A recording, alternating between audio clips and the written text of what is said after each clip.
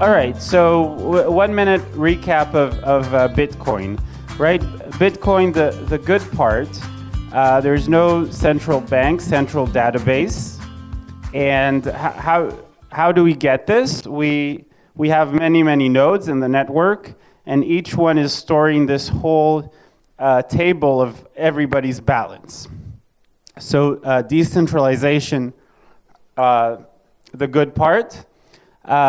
The negative implication is that there is zero privacy, right? Because now I have to send my transaction to everybody on the network so they can update their copy of the database. So zero privacy. So the idea of Zcash is to add, it's a currency that adds privacy to Bitcoin while maintaining the decentralization. So, right, the easy way to add privacy is to, again, go back to just one server that stores everything. But the challenge is, how do you add privacy while maintaining such a decentralized network?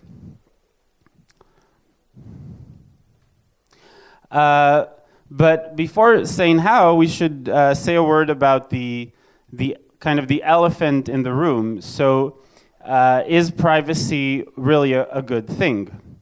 Now, for some people that I work with in Zcash, they will kind of roll their eyes if you even ask the question, because obviously, privacy is a basic human right, and humans are so special that they should have rights. So, what's the question? But for a lot of others, I think, me included, the first thought you think of is, won't people use privacy to do bad things? But then the counter argument to that is, well, people can also use others' lack of privacy to do bad things to them. And an interesting example I read in a book about that is one of the first applications of the smartphone was in Mexico City airport. The chauffeurs would wait with the names of the people they're picking up, and they would Google on their smartphone the names to see who's most worthwhile to kidnap, and then they would go to that chauffeur and tell him, give me the sign and pick up this person instead. So you have to do this kind of integral of all the good implications of privacy, all the bad and I think it's a complicated question. My answer to it is kind of, to me, what's clear is that Bitcoin-style decentralization is a good thing. It's good to have a currency where nobody has a button that can make more of the coin in an unlimited way. And maybe you don't care about privacy, but some percentage of people and companies do. We see this in the fact that all the enterprise blockchain projects, one of the first things they want is privacy. And if you don't care about privacy maybe, but you care about convenience, so you won't use a system where one out of every four people / companies, they don't accept your payment. So that's my heuristic argument to why privacy is good, because it's essential for decentralization, Bitcoin-style decentralization being adopted. Okay, so now the question is, so how do you get this privacy on a more technical level? So I moved to an explanation with more drawings than it used to be more with like math symbols. Now I do it more with drawings. So before we should say a few words first to understand Bitcoin. So how does Bitcoin work? And the basic object in Bitcoin is you probably heard the name UTXO, like unspent transaction output set. And a way to think of this UTXO is you can think of it as like a big bowl that everybody is looking at, and this bowl contains everybody's, in the Bitcoin terminology, transaction outputs. Let's just call them coins. So what is a coin? It's just a thing that has a name of the owner and a value. And let's say the value is always $1, just to make it simple. Right? So at a given point in time, maybe Alice has two coins in the bowl. Carl has one. Okay, and now the question is how do you make a payment? How does Alice make a payment to Bob? And when you think about it, what's happening technically in Bitcoin, the analogy here would be that, say Alice wants to pay Bob $1. So what she'll do is she'll just make a Bob coin, and then show everybody, look, I'm taking out one of my coins. It's my coin. It says Alice, and she'll put in the Bob coin. So right, the idea is since everybody's looking at this bowl, then we see that, yeah, Alice is paying with a coin that belongs to her. And we see that she's not paying more than she had. She's taking out one coin and putting in one coin. So everything is fine. But of course, everybody is looking at this bowl, so there's zero privacy.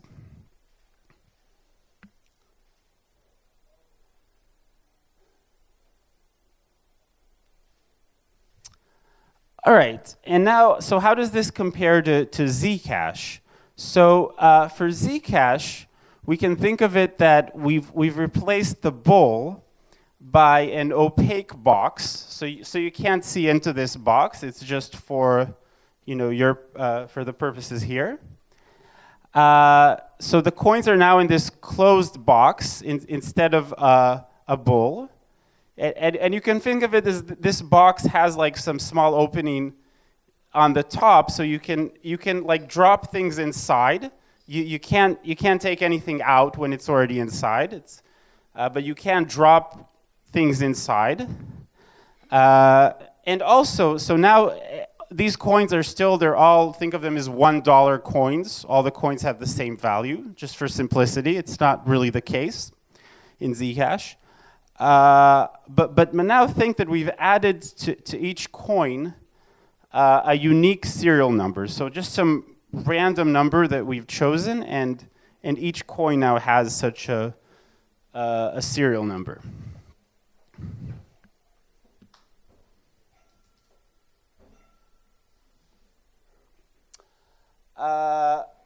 All right, and now we need to think of, we have the box.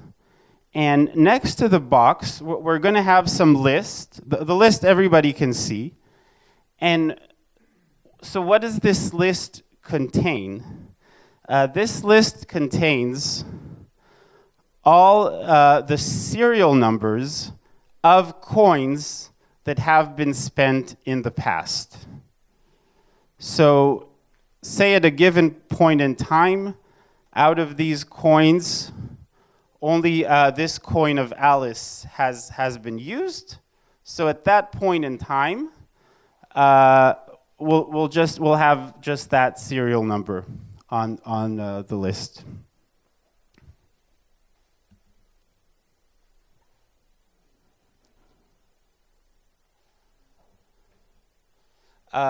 Okay, and now the main question is how do you make a payment in this system with the box and the list?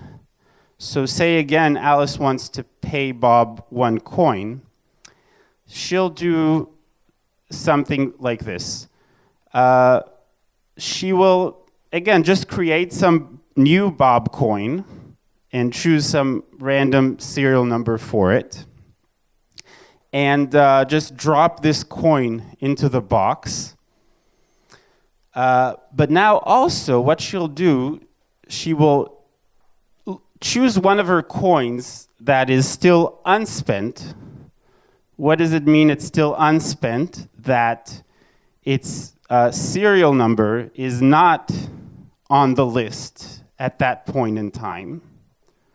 So, for example, in our case, this coin was already spent because this number was already on the list, but this one wasn't. And she'll write down the serial number of this unspent coin that she's using to pay Bob. Okay, but so far this whole thing seems kind of like, potentially nonsense, because we have this box that no one can see into, and Alice is paying Bob, and she's writing some number on this list and saying, believe me, this number that I've written, it's really a serial number of some coin that is unspent and belongs to me and is in the box. So believe me that this is really a serial number of such a coin in this box that you can't see. Right? So potentially all this could be nonsense. I mean, how do we know that this number that Alice is writing is really a number of a coin of hers in the box? How do we know it's not just some completely random number that she just wrote? And the answer in 3 or 2 words is zero knowledge proofs. So this is the cryptographic engine that lets this silly/magical thing actually work.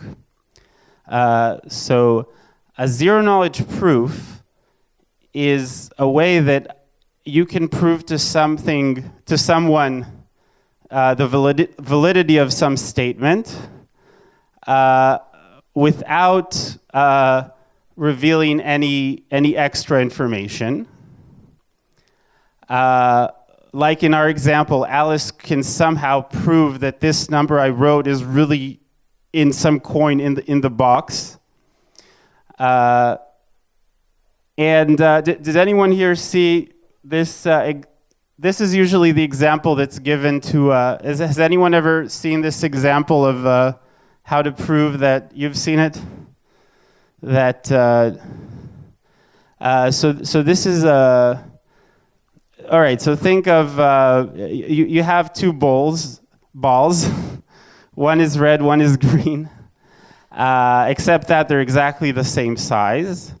And you have a friend that is colorblind, and you want to prove to him that they're really of different colors. But at the same time, you don't want to tell him which is the red and which is the green. So here's a nice way to do it. You give the balls to your friend. He holds them in both his hands. And now you say to your friend, put the balls behind your back and either switch them or not. So your friend does this. So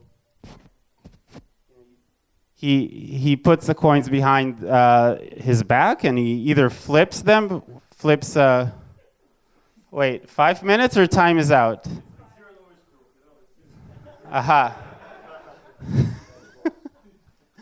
This is actually something we used to joke about when I was. It's called like negative knowledge proofs, that they leave you even more confused than less than before. You're like, I felt I knew more before you.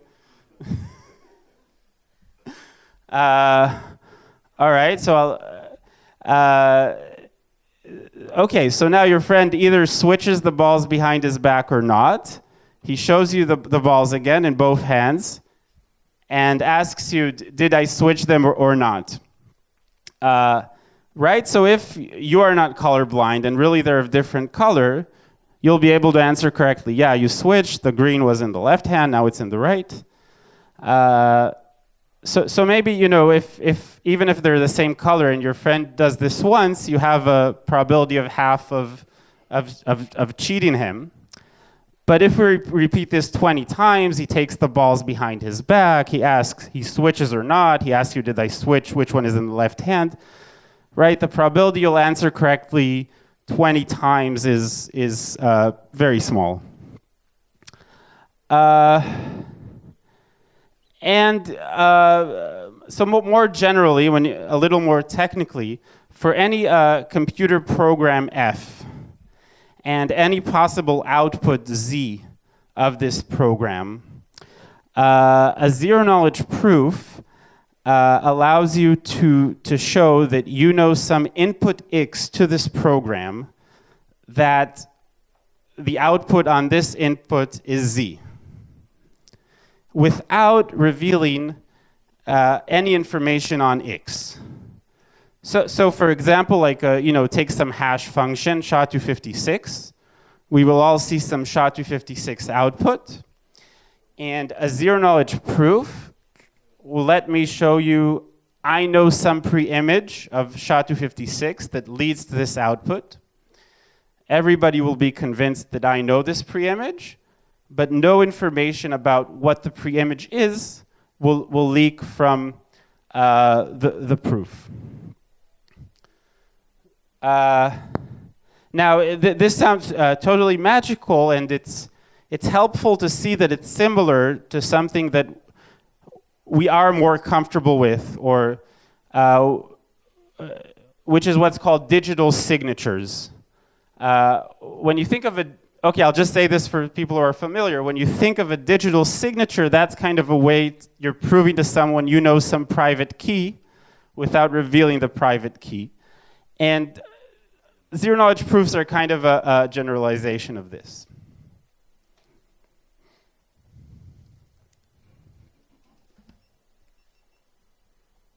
By the way, if there are any questions, I'm also open to taking questions now.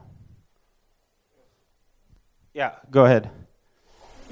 I'd like to ask you how actually you would compare Zcash privacy to what to technologies like Tumblebit in Bitcoin.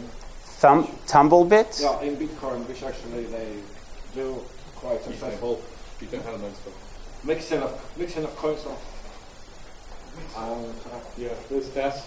And actually, so you can actually achieve like quite a good level of privacy with Tumblebit in Bitcoin.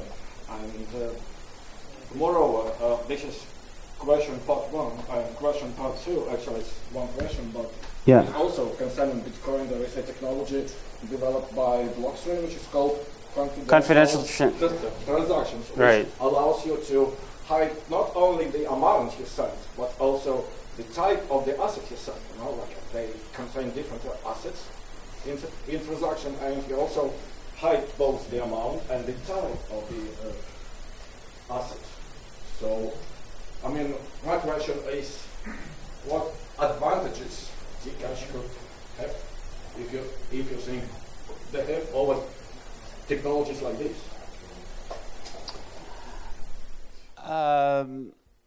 I'm actually, does confidential assets, I'm a little confused actually what so I know confidential transactions, so confidential transactions hide only the amounts. So there's confidential transactions in Bitcoin that hide only the amount, and then I think chain generalized this to a system with multiple assets. Yeah, actually work on the side chain. The confidential assets version works on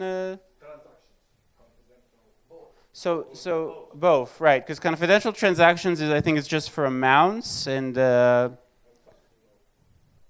so.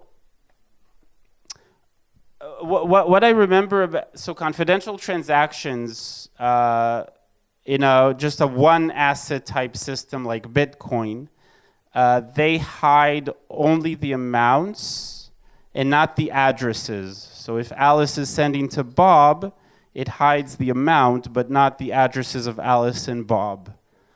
So I'm guessing also, yeah, confidential assets. So that's a generalization of that for a system with multiple assets. So not just bitcoins, but multiple types of assets. And if I'm not mistaken, that will hide maybe the asset types on top of the amounts, but it won't hide the addresses of Alice and Bob. It won't hide that the transaction is going from Alice to Bob. So that is the main advantage of, say, Zcash versus confidential transactions / assets / Mimblewimble, which I'm a huge fan of Mimblewimble and confidential transactions. I'll say as a side note that maybe, right, because there are all these questions of is privacy good? So I think it's totally plausible that we'll reach a conclusion that it's best only to hide amounts, not addresses, from some regulatory legal standpoint. So I'm a huge fan of confidential transactions and Mimblewimble. I think it's really ingenious stuff. I love it. But from a technical standpoint, the advantage of Zcash is also hiding addresses, not just amounts / asset types. The disadvantage of Zcash, I would say, versus CT is mainly, does time is out include questions or include questions means there's no time for more questions or there is, sorry. Are you running ZKP against me? One more question. One more. Oh, okay, so I'll finish the answer and then one more question. The disadvantage of Zcash versus CT is it uses stronger cryptographic assumptions. So there's more of a chance that the cryptography behind Zcash will break. All right, yeah, second question. As I remember, the Zcash used 4 types of transaction between kind of common addresses and private transaction addresses. And when you use kind of private to private, it's about some percent of the whole amount of transactions, and it compromises some privacy. Do Zcash thinking about to do something with it? Maybe you're going to make all the transactions confidential, but it makes overhead on cryptography. How are you going to solve it? Yeah, no, it's totally public. Yeah, so a big kind of drawback of the current Zcash ecosystem is that the privacy is optional and it's easier to do non-private transactions, and that's in fact what most people are using. If you're withdrawing Zcash from some exchange, it's definitely a non-private transaction. There are 2 main reasons why people are not using the private transactions. One, the main way to do it is with the Linux command line client and one Windows client, WinZec. It's not too convenient from a technical standpoint for a non-technical person. Second thing, it's computationally heavy. It's 2 gigabytes of memory and a minute of computation of a laptop to do a private transactions. In October or November, the sapling upgrade will come for Zcash, and this will enable even a hardware wallet or a mobile phone to be strong enough to do private transactions. Just to be clear, I'm not saying that in October, November, there will be a mobile app and hardware wallet that supports it, but the upgrade will reduce the computation for private transactions to be small enough to allow mobile private payments in hardware wallets.